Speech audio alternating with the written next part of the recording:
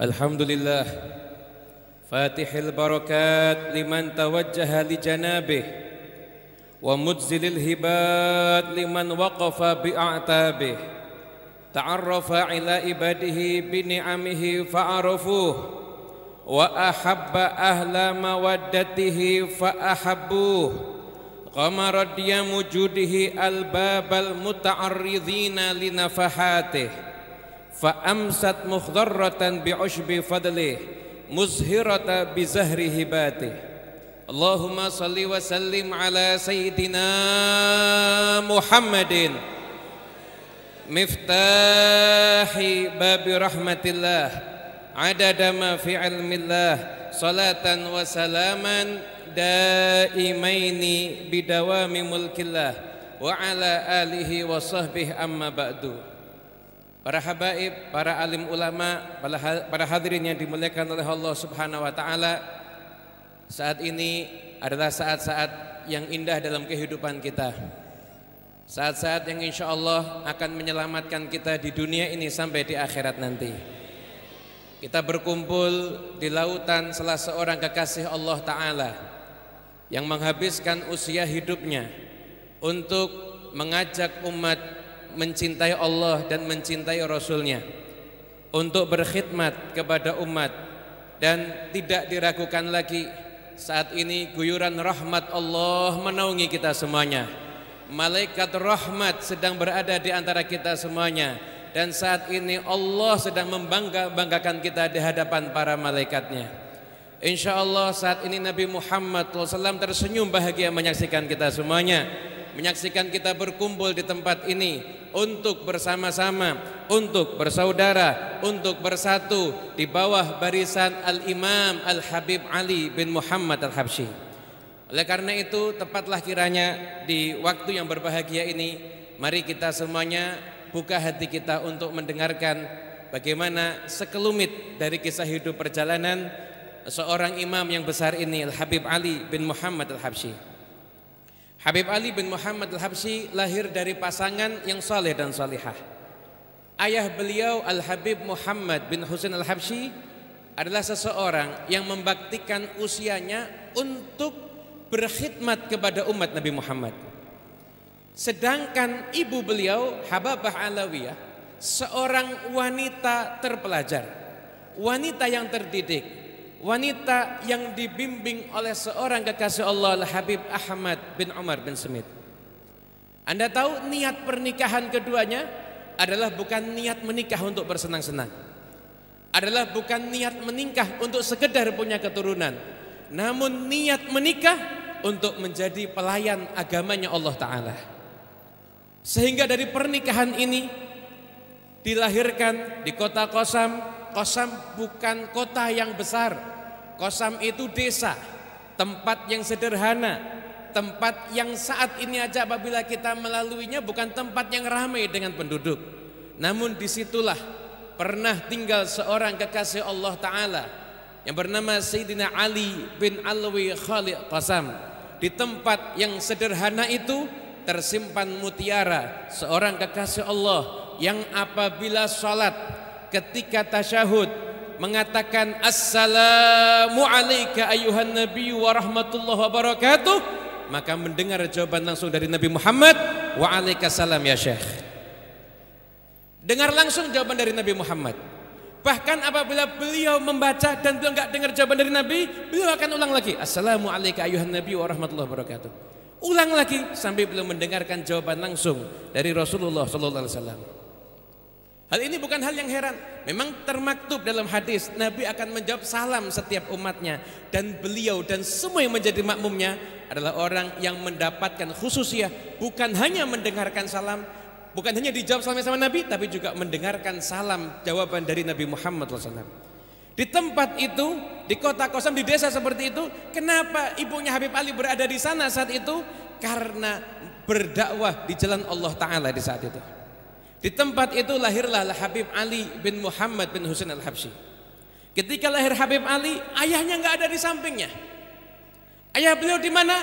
Ayah beliau sedang di hadapan gurunya Habib Abdullah bin Husain bin Tahir. Seketika ibunya langsung mengirimkan utusan, dan utusan itu sampai ketika ada di satu majlis. Begitu mendengar kabar Habib Muhammad memiliki putra, maka semua yang ada di majlis itu berbahagia. Dan lalu Habib Abdullah bin Husain bin Thahir lalu mengatakan, namakanlah anak tersebut Ali, karena aku berharap anak tersebut mewarisi kewalian daripada Sayyidina Ali bin Alwi Khalid Tasam. Hadirin yang dimuliakan Allah Ta'ala, beginilah memberikan nama anak dengan niatan mendapatkan berkah dari orang-orang yang soleh. Beginilah memberikan nama anak, bukan sekedar keren, bukan sekedar bagus, bukan sekedar alasan-alasan yang lainnya, tapi memberikan nama anak adalah dengan harapan mendapatkan keberkahan dari orang-orang yang soleh. Al-Habib Ali tinggal ada di Qasam bersama dengan ibunya, dan beliau itu dari kecil dididik oleh ibunya dengan pendidikan yang luar biasa. Beliau belajar, beliau menghatamkan Al-Quran, bahkan dari kecil sudah nampak tanda keistimewaan Al-Habib Ali bin Muhammad Al-Habsyi. Beliau apabila waktu salat maghrib dan isya, beliau salat di Masjid Jami' Qasam ketika itu. Maka suatu hari beliau salat di sana maghrib, di sana isya, di sana. Jadi kita bisa bayangkan pendidikan yang terbaik ketika itu berada di lingkungan yang juga baik. Tinggalnya hidupnya ada di masjid, bagaimana nggak mau jadi orang yang soleh? Tinggalnya ada di masjid. Habib Ali ini bagaimana nggak jadi orang soleh? Kalau lihat ibunya dilihat lagi ngajar, ibunya dilihat lagi ibadah, ibunya dilihat lagi zikir, ibunya dilihat lagi sholatul duha. Ketika tanya kabar ayahnya, ketemu ayahnya lagi dakwah, ayahnya lagi membimbing umat. Gimana nggak jadi orang yang soleh? Setiap hari lingkungannya yang dilihat orang-orang yang baik. Kita kepingin anak kita jadi anak yang soleh, tapi kita nggak menciptakan lingkungan yang baik untuk anak kita. Yang dilihat setiap hari apa yang ada di handphonenya, yang dilihat setiap hari apa yang ada di TV-nya, yang dilihat setiap hari teman-teman yang nggak jelas. Gimana anak kita mau jadi anak yang soleh? Yang dilihat aja nggak ada yang mencerminkan kesolehan. Maka perubahan harus dimulai dari diri kita untuk menciptakan generasi berikutnya yang soleh. Habib Ali ada di Masjid Jami' Qasam. Pulang ke rumah suatu malam, beliau baru teringat jubah beliau ketika itu digantungkan di tiang. Karena dulu tiang ada tempat untuk gantungan, semacam tiang ada di depan saya ini, ada tempat untuk menggantungkan baju begitu. Digantungkan itu jubah di sana. Habib Ali pulang, saat akan tidur baru teringat jubahnya ketinggalan. Diantar sama ibunya kembali ke masjid. Sampai di masjid jubah dicari nggak ada. Cari-cari jubah nggak ada. Ternyata dari balik tiang muncul sesosok penuh dengan cahaya, kemudian mengatakan, wahai Ali, jubahnya saya simpankan untukmu, ambillah jubah ini. Maka seketika diambil sama Habib Ali, sambil perjalanan pulang tanya sama ibunya. Ibunya nanya, takut apa enggak? Karena kalau itu terjadi sama kita, jangankan anak kita, terjadi mungkin sama kita, kita mungkin lari itu. Terjadi sama Habib Ali, ditanya, takut enggak? Kata Habib Ali, enggak takut. Kata ibunya, semoga Allah menguatkan hatimu, semoga Allah memantapkan hatimu. Habib Ali tinggal di Qasam. Ketika usia beliau yang masih kecil, ayah beliau Al-Habib Muhammad bin Husain Al-Habsyi mendapatkan tugas untuk berdakwah ada di Mekah. Jadi gurunya Al-Habib Abdullah bin Husain bin Thahir. Mungkin ada yang bertanya-tanya, kenapa kok Mekah itu sudah istimewa? Kenapa kok dakwahnya di sana? Karena waktu itu banyak jamaah haji yang datang, pulang mengatakan sama Habib Abdullah bin Husain bin Thahir, di Mekah makmur, di haram banyak halaqah, tapi ke pelosok-pelosok banyak orang awam di sana. Banyak orang awam di sana. Ketika itu banyak ulama yang nggak fokus sampai ke pelosok-pelosok di zaman itu. Maka mendengar itu, langsung Habib Abdullah bin Husain bin Thahir mengutus murid kesayangannya Al-Habib Muhammad bin Husain Al-Habsyi untuk pergi ke Mekah, dan beliau mengatakan jangan hanya dakwah di sekitar haram, namun pergilah sampai ke pelosok-pelosok, sampai ke kampung-kampung untuk menyiarkan agamanya Allah Ta'ala ini, untuk membimbing umat ke jalan yang diridhai oleh Allah Ta'ala. Habib Abdullah bin Husain bin Thahir mengerti muridnya yang satu ini, Habib Muhammad bin Husain, adalah orang yang sukses di dalam dakwahnya. Berbagai macam cara ditempuh oleh Habib Muhammad bin Husain agar dakwah bisa tersampaikan kepada umat. Bahkan terkadang beliau datang kepada para pekerja, para petani, beliau bawa muridnya, para petani disuruh belajar wudhu, belajar yang wajib-wajib, yang fardu ain yang harus diketahui. Belajar yang wajib-wajib, muridnya menggantikan tugasnya di sawah. Muridnya mengganti tugasnya di sawah, ini petani belajar sampai selesai, tuntas, sholat ngerti, wudhu ngerti, ditinggal ke tempat lain. Terus seperti itu dakwahnya Habib Muhammad bin Husain Al-Habsyi. Maka Habib Abdullah untuk dakwah di Mekah mengutus muridnya yang paling istimewa Habib Muhammad bin Husain Al-Habsyi untuk ke sana. Dan Habib Muhammad bin Husain Al-Habsyi di sana di Mekah menjadi mufti Haramain selama 11 tahun di masa itu. Habib Ali dalam syair yang mengatakan, famin walidi muftil hijazi Muhammadin talaqqaitu rusdi fi suduri wa iradi. Dari ayahku mufti Hijaz Habib Muhammad, aku mendapatkan petunjuk untuk aku menyampaikan dakwah di jalan Allah Ta'ala. Imamun jalilun qaddasallahu sirrahu lahu da'watul uzma binushin wa irsyadi. Seorang imam yang agung, semoga Allah Ta'ala mensucikan sirnya. Seorang imam yang punya gerakan dakwah yang agung, mengajak umat ke jalan yang diridhai Allah Ta'ala dengan jalan yang lemah lembut. Bihi qad hadal maula minal khalqi ummatan qadir takabat fil jahli khittata ibadi. Lewat beliau Habib Muhammad, Allah Ta'ala memberikan petunjuk kepada banyak umat yang sudah jauh jalannya dari Allah Ta'ala, dikembalikan jalan Allah Ta'ala berkat Habib Muhammad bin Husain Al-Habsyi. Da'aha bilutfin fastajabat linusahi bisidqin wa ammat hadiral qaumi wal badi. Beliau berdakwah dengan penuh kelembutan, maka dakwah beliau diterima dan beliau meratakan dakwahnya kepada hadirul qaum yang ada di kota wal badi, sampai yang ada di pedesaan, yang ada di pelosok-pelosok, yang enggak tersentuh sekalipun didatangi oleh Habib Muhammad bin Husain Al-Habsyi untuk beliau menyampaikan dakwah risalah sebagai penerus Nabi Muhammad SAW. Ayahnya pergi ke Mekah, Habib Ali tinggal di Qasam. Ketika ayahnya di Mekah, maka ayahnya mendapatkan kabar dari Al-Habib Umar bin Hasan Al-Haddad bahwasanya Habib Ali di Qasam itu setelahnya udah pindah, karena semua yang ada di Qasam ilmunya sudah diambil sama Habib Ali. Di usia kecil yang belum ada 10 tahun di saat itu, Habib Ali sudah dikenal anak yang paling cemerlang keilmuannya. Maka diperintahkan untuk pindah ke kota agar berguru dengan para ulama yang ada di sana. Sehingga akhirnya datang perintah, kemudian nggak langsung ditaati, nggak langsung dipenuhi perintah itu, musyawarah dulu dengan guru beliau Habib Abdullah bin Husain bin Tahir. Perjalanan dari Qasam ke Masileh, berjumpa dengan Habib Abdullah bin Husain bin Tahir, kemudian mendapatkan doa, mendapatkan ijazah dan sebagainya. Barulah Habib Ali kemudian tinggal ada di Sewun dan belajar dengan para ulama yang ketika itu ada di Sewun. Di antara guru-guru Habib Ali yang ada di Sewun adalah Habib Muhsin bin Alawi As-Segaf. Habib Muhsin bin Alawi As-Segaf dari sejak Habib Ali kecil sudah melihat bahwa anak ini punya keistimewaan. Setiap Habib Ali lewat, beliau berjumpa dengan Habib Ali, maka beliau selalu membacakan firman Allah Ta'ala, wa nuridu anna munna ala ladhina stud'ifu fil ardi wa naj'alahum a'immatan wa naj'alahumul warithin. Allah Ta'ala berfirman di surat Al-Qisas ayat yang kelima, dan kami hendak memberi karunia kepada orang-orang yang tertindas di muka bumi, kami akan jadikan mereka pemimpin dan kami akan menjadikan mereka sebagai pewaris. Habib Muhsin bin Alawi As-Segaf di usia Habib Ali yang masih dini sudah menangkap bahwa anak ini akan menjadi pemimpin, bukan pemimpin daerah, bukan hanya pemimpin di dalam pangkat, namun pemimpin para aulia yang ada di zamannya di saat itu.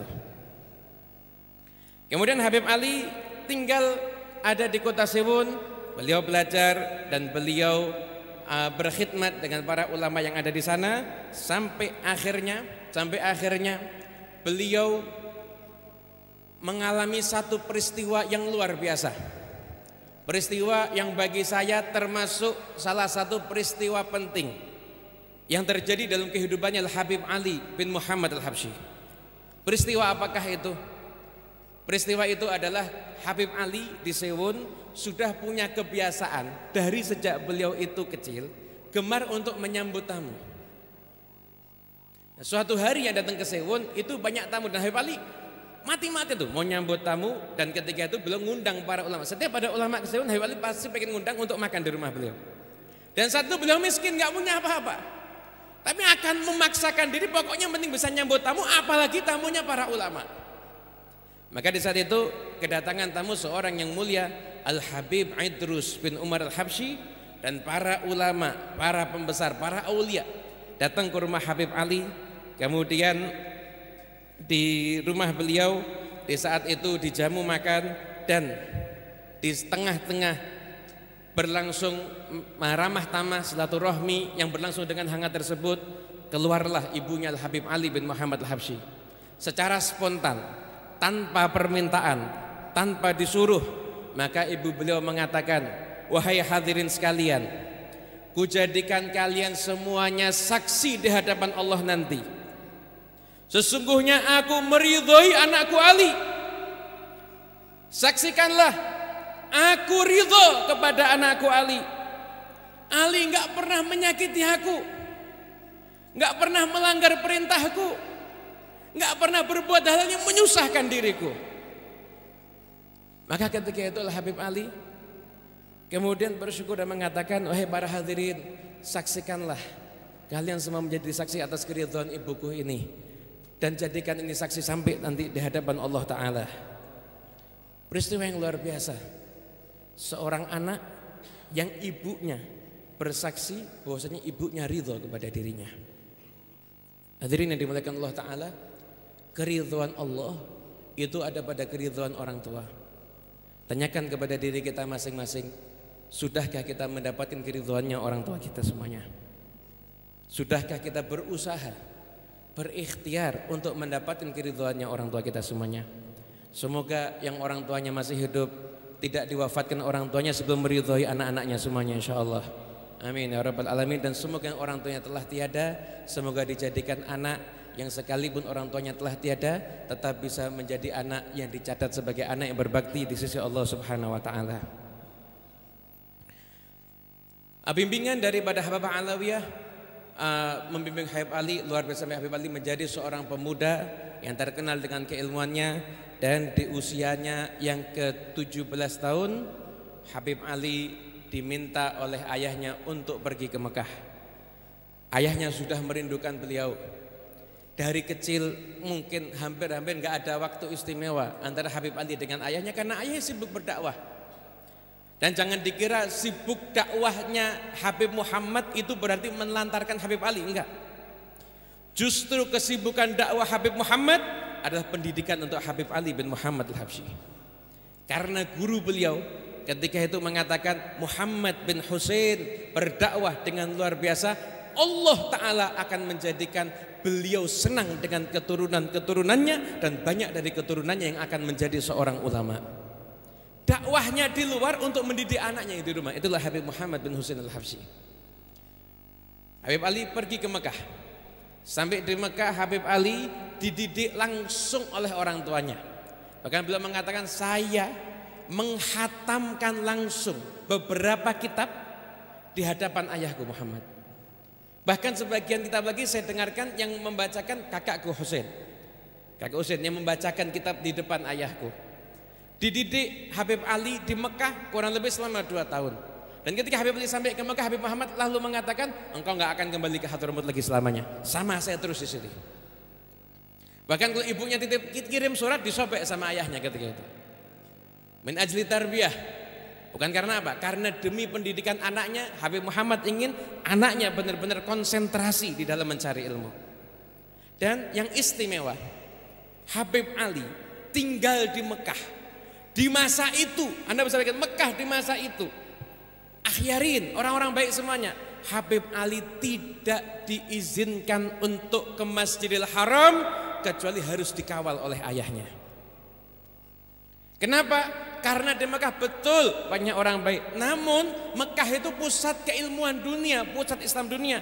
Berbagai macam aliran, berbagai macam madhab, berbagai macam guru, berbagai macam pemikiran itu kumpul di sana semuanya. Habib Muhammad tidak mau Habib Ali ketika di perjalanannya ke Masjidil Haram tertarik atau mengikuti orang yang beda dengan datuk-datuknya. Enggak mau Habib Muhammad bin Husain. Habib Muhammad menjalankan ini bukan tanpa alasan. Thariqah Alawiyah, adalah thariqah keluarga. Anak mewarisi thariqah ini dari ayahnya, dari datuknya, terus sampai kepada Nabi Muhammad SAW. Thariqah keluarga dari ayah ke datuk, abun yatalaqqa an abihi wa hakadha terus. Ayah dapat dari ayah, terus seperti ini thariqah keluarga. Kenapa kok dijaga agar tetap mengikuti thariqah ini? Karena apabila seorang anak cucu Nabi mengikuti thariqah alawiyah ini, berkahnya berlipat-lipat.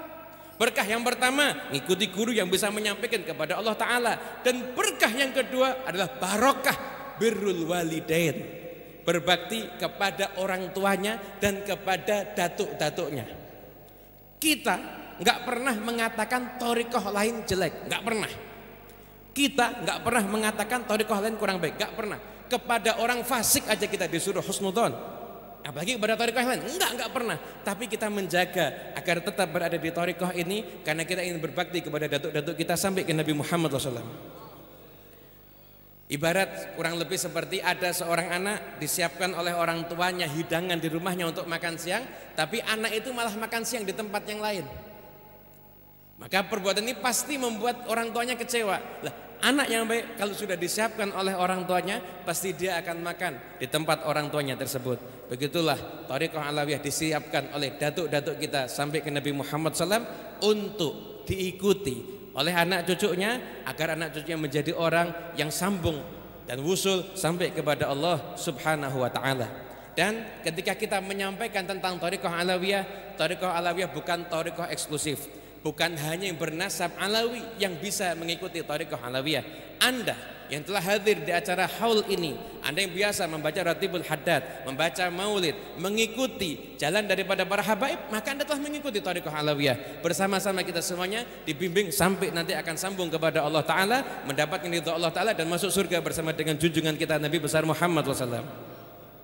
Habib Ali Habib Muhammad mendidik langsung Habib Ali, dididik anaknya, kemudian setelah itu diberikan anak tersebut kebaikan, ajarkan anak tersebut ilmu, sampai akhirnya singkat cerita Habib Ali harus kembali ke Hadramut karena beliau menemani ipar beliau Habib Alwi As-Segaf. Alwi As-Segaf adalah penulis kitab Tarsyikhul Mustafidin, syarah dari Fathul Mu'in. Itu adalah iparnya Habib Ali bin Muhammad Al-Habsyi. Jadi Habib Muhammad bin Husain itu mendidik dan melahirkan orang-orang yang mulia. Dari tangan Habib Muhammad bin Husain lahirlah Sahibul Hal Habib Ali yang kita bacakan manaqibnya di saat ini. Lahirlah pula Habib Husain bin Muhammad bin Husain Al-Habsyi yang menjadi mufti menggantikan ayahnya di Mekah. Habib Husain bin Muhammad bin Husain Al-Habsyi adalah guru dari Kiai Haji Hashim Asy'ari dan Syekhana Khalil Al-Bangkalani. Tertulis di kitab Tasniful Asma. Begitu juga guru dari Syekh Mahfud At-Tarmasi, tertulis di situ bahwasanya beliau Syekh Mahfud At-Tarmasi, Kiai Haji Hashim Asy'ari, kemudian Syekhana Khalil Al-Bangkalani, mereka semuanya berguru kepada Habib Husain bin Muhammad bin Husain Al-Habsyi. Dan kedekatan ini enggak hilang, terus tetap ada. Di zaman Kiai Haji Hashim Asy'ari, beliau pernah mampir ke masjid ini. Kiai Hashim Asy'ari dari Jombang mau pergi ke Tegal, beliau mampir ke Masjid Riyadh, mau menyambung hubungan dengan Habib Alwi. Sampai ada di hadapan Habib Alwi, beliau mengatakan, "Wahai Habib, saya adalah murid dari paman antum." Dan terus kedekatan ini sampai diwariskan kepada Al-Habib Anis. Habib Anis menjalin kedekatan dengan para kiai yang ada di sekitar Solo ini, dengan Kiai Ahmad Umar Abdul Manan, dengan Kiai Ahmad Mustafa, dengan Kiai Muhammad Mubarid, dengan Kiai Rahmat yang lainnya. Anda tahu dulu ada Kiai Rahmat itu sering menghadiri rohasi yang ada di Masjid Riyadh.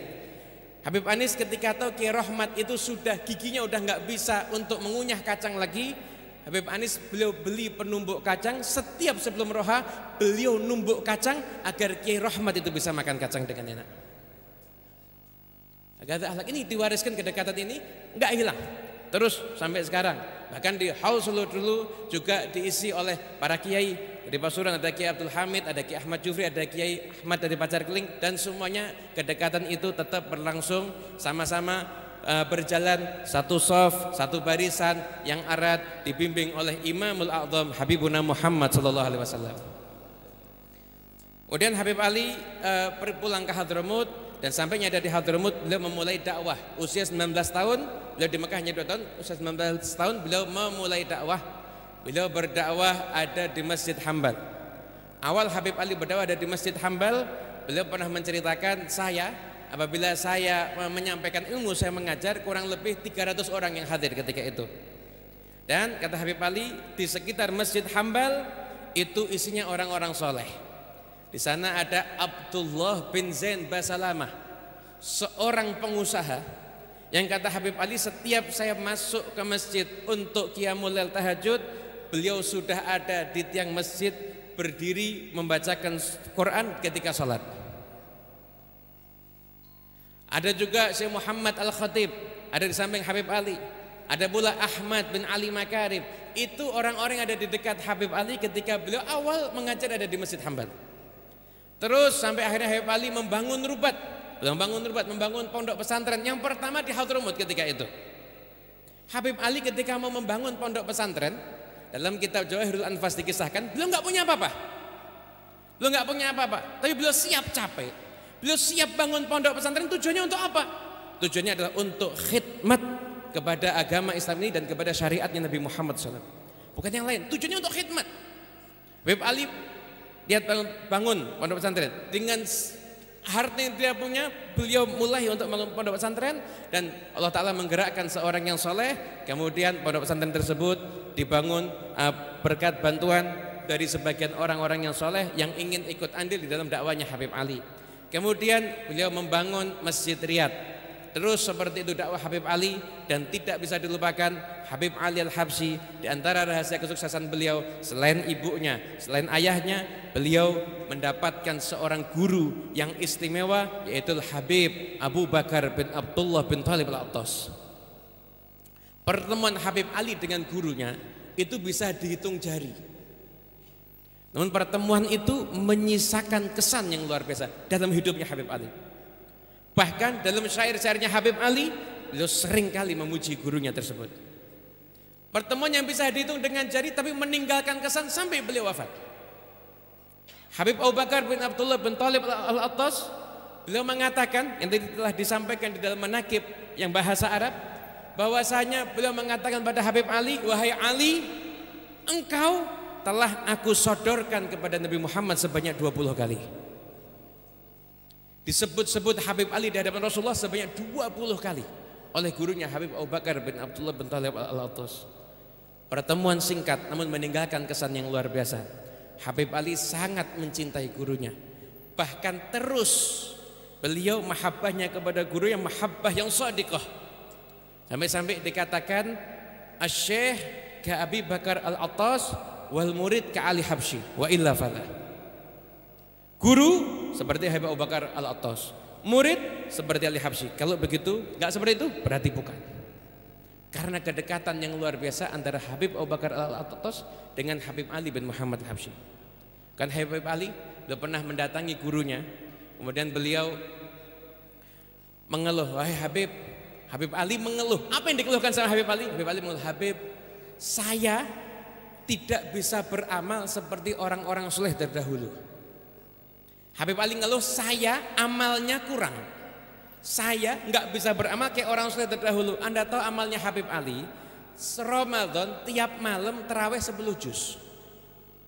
Itu masih ngeluh amalnya kurang. Tiap malam 10 juz, 3 hari sekali khatam Quran ketika tarawih. Habib, amal saya kurang. Kemudian kata Habib Abu Bakar Al-Attas, tenanglah ya Ali, engkau nggak usah khawatir. Insya Allah saya sudah punya amal, dan amal saya juga mencukupi untuk kamu insya Allah. Yang amalnya 1 malam 10 juz itu masih merasa kurang. Masih merasa kurang itu Habib Ali. Kemudian Habib Ali mengatakan semua orang. Beliau ketika menasihatkan kepada putrinya Hababah Khadijah, beliau mengatakan, wahai Khadijah, wahai putriku, engkau enggak berjumpa dengan Habib Abu Bakar, tapi engkau mencintainya.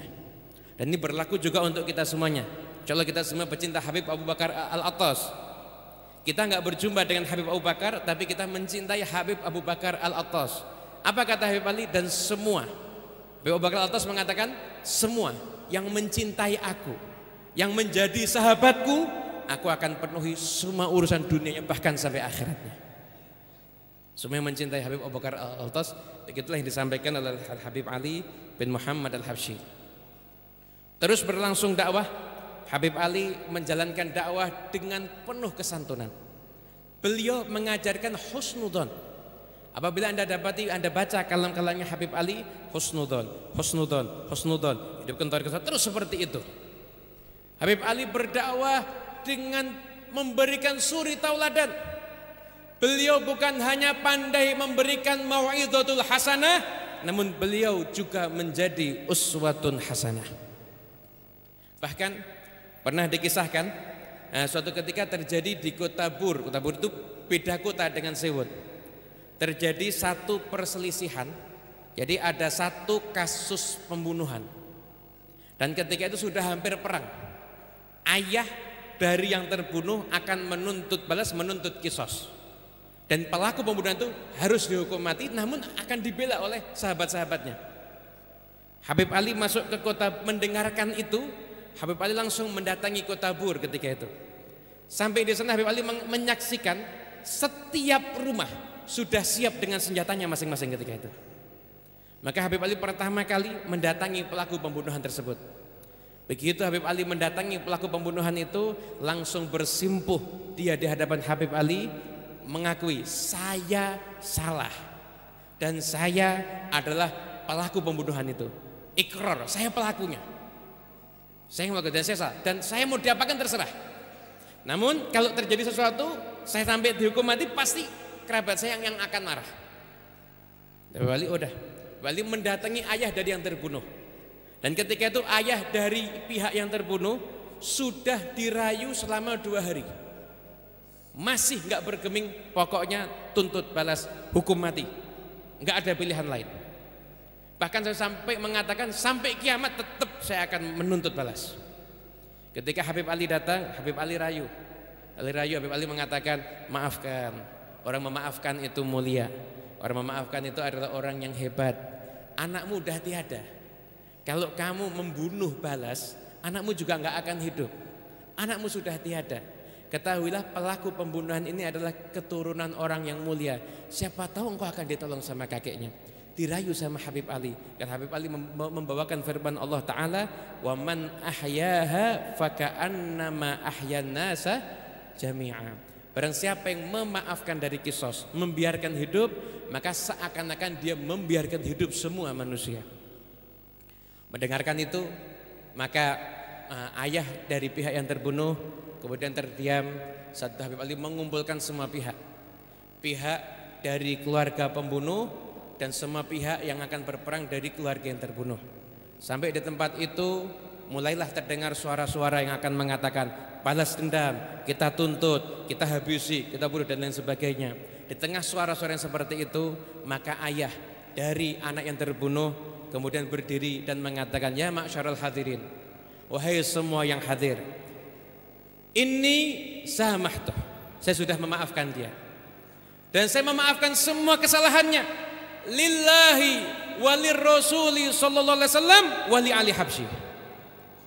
Saya maafkan kesalahan pelaku pembunuh ini karena Allah, karena Rasulullah, dan karena Ali Habsyi. Fabaka wa abkal hadirin. Maka menangis semuanya dan menangis saya hadir di tempat itu, dan tidak terjadi pertumpahan darah, enggak jadi perang saudara, karena islah, karena usaha daripada Habib Ali bin Muhammad Al-Habsyi. Akhlak yang mulia yang Habib Ali ajarkan. Bahkan beliau setiap akan tidur, beliau Habib Ali selalu berdoa. Siapa yang didoakan sama Habib Ali? Bukan orang yang menyumbang pembangunan beliau, bukan sekedar itu. Sama didoakan sama Habib Ali, Allahumma samih kullaman asa'a ilayya. Ya Allah, maafkanlah semua orang yang berbuat salah kepadaku. Habib Ali memaafkan, Habib Ali meminta Allah memaafkan semua orang. Orang yang bagaimana? Semua orang yang berbuat kesalahan kepada Habib Ali bin Muhammad Al-Habsyi. Berlalu kehidupan Habib Ali, beliau menjalani kehidupannya dengan penuh keistimewaan, dengan penuh suri tauladan yang gak mungkin akan kita bacakan semuanya di tempat yang penuh dengan keberkahan ini. Namun yang sedikit tadi semoga bisa menjadi sebab wasilah kita bisa mengenal Al-Habib Ali bin Muhammad Habsyi. Saat ini disebutkan Habib Ali, Habib Ali, Habib Ali. Maka kita sekarang mengetahui kenapa beliau disebut-sebut sedemikian rupa.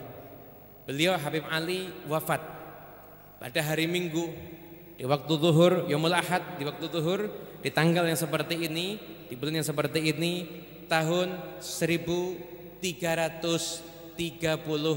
Hijriah.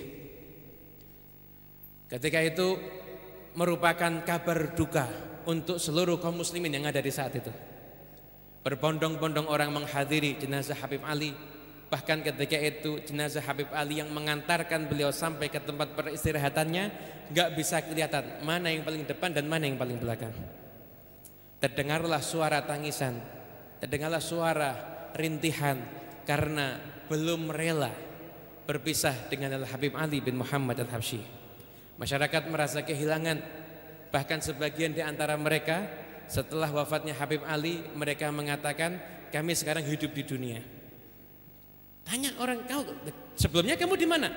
Kami sekarang hidup di dunia. Sebelumnya kamu di mana? Selama Habib Ali Habsyi hidup, kami enggak serasa hidup di dunia, kami serasa hidup di surga. Kenapa hidup di surga? Karena mereka hidup di tengah-tengah masyarakat yang enggak ada permusuhan. Wa naza'na ma fi sudurihim min ghillin ikhwanan ala sururim mutaqabilin. Mereka hidup bermasyarakat enggak ada benci, enggak ada permusuhan, enggak ada saling dendam, ketemu dalam keadaan berbahagia. Ibaratnya seperti itu. Kami hidup di dunia ini baru tahu hidup di dunia setelah wafatnya Habib Ali Habsyi. Sebelumnya kami hidup serasa di surga. Dan alhamdulillah majlis ini karena mengenang Habib Ali Habsyi kita serasa di surga insyaallah. Dan semoga berkah majlis ini Allah Ta'ala akan jadikan kita semua sampai kepada surganya Allah Ta'ala bersama dengan junjungan kita Nabi besar Muhammad SAW. Ya Rabb ya Allah, berkat kekasihmu tercinta Habibuna Muhammad SAW dan berkat para awliyamu khususnya Al-Habib Ali bin Muhammad Al-Habsyi, ampunilah dosa-dosa kami semuanya, tutupilah aib-aib kami semuanya, bersihkanlah hati kami, lindungi kami dan keluarga kami dari segala macam musibah, selamatkan kami dari akidah-akidah yang sesat, kembalikan kami ke jalannya orang-orang tua kami ya Rabb, kembalikanlah kami ke jalannya salaf ya Allah. Siapapun yang sedang sakit di antara kami maka sembuhkanlah ya Allah. Ya Rabb ya Allah, panjangkanlah umur guru-guru kami semuanya, panjangkanlah umur para ulama kami semuanya. Kami betul-betul mengenang di saat terakhir hal yang semacam ini masih bersama kami Habib Tahir bin Abdullah Al-Kaf wal Habib Umar bin Abu Bakar Al-Muhdhar, dan mereka telah mendahului kami. Ya Rabb ya Allah, jadikan kubur mereka taman daripada taman surga, dan yang masih ada di antara kami jagalah ya Rabb, berikanlah kepada mereka panjang umur, berikanlah kepada mereka kesehatan, berikanlah kepada mereka kemudahan agar mereka dapat membimbing kami ke jalan yang diridhai oleh Allah Subhanahu wa taala. Ya Rabb ya Allah, apabila Engkau mengambil para ulama kami saat ini, sungguh kami seperti anak yatim ya Rabb. Kami enggak ada yang membimbing, kami enggak ada yang mengarahkan, maka panjangkanlah usia mereka semuanya. Ya Rabb ya Allah, ya Rabb ya Allah, pertemukan kami kembali semuanya di tempat ini di tahun-tahun yang akan datang dalam keadaan yang lebih baik. Ya Rabb ya Allah, banyak saudara-saudara kami di saat ini, di hari ini tidak bisa menghadiri acara ini karena memang keterbatasan yang sedang terjadi. Ya Rabb ya Allah, berikanlah kepada mereka keberkahan yang sama dengan kami. Ya Rabb ya Allah, kumpulkan kami dengan mereka bersama-sama di tahun yang akan datang dalam keadaan yang lebih baik. Ya Rabb ya Allah, lindungi bumi Indonesia ini, angkat segala wabah penyakit, berikanlah kepada seluruh warganya keberkahan, berikanlah kepada seluruh masyarakatnya kemudahan. Ya Rabb ya Allah, ya Rabb ya Allah, kabulkanlah semua permohonan kami ini, pandanglah hati kami semuanya ya Rabb, pandanglah hati kami semuanya ya Rabb, jadikan kami semuanya orang yang Engkau pantaskan untuk bisa dicintai oleh para aulia Allah wassalihin. Ya Rabb ya Allah, ya Rabb ya Allah, jika Engkau tidak mengampuni kami, kepada siapa kami akan memohon pengampunan ya Rabb? Dengan apa kami akan menghadap-Mu ya Rabb? Ya Rabb ya Allah, kami berkumpul di tempat ini mengharapkan keberkahan dari kekasih-Mu, mengharapkan keberkahan dari makhluk yang Engkau cintai, maka keberkahan Allah jadikan kami semua Engkau cintai ya Rabb. Jadikanlah kami semua Engkau cintai ya Rabb. Panjangkan usia kami dalam ketaatan dan husnul khatimah, dan jadikan kami semuanya orang-orang yang selalu bisa membahagiakan dan berbahagia Nabi Muhammad SAW karena kami semuanya ya Rabb. Jadikan kami selalu berkumpul dengan Rasulullah SAW di dunia ini. Jangan putuskan kami dengan Nabi Muhammad di dunia ini sampai di akhirat nanti. Jadikan kami semuanya menempati kedudukan yang tinggi di surga bersama dengan junjungan kita Nabi besar Muhammad sallallahu alaihi wasallam.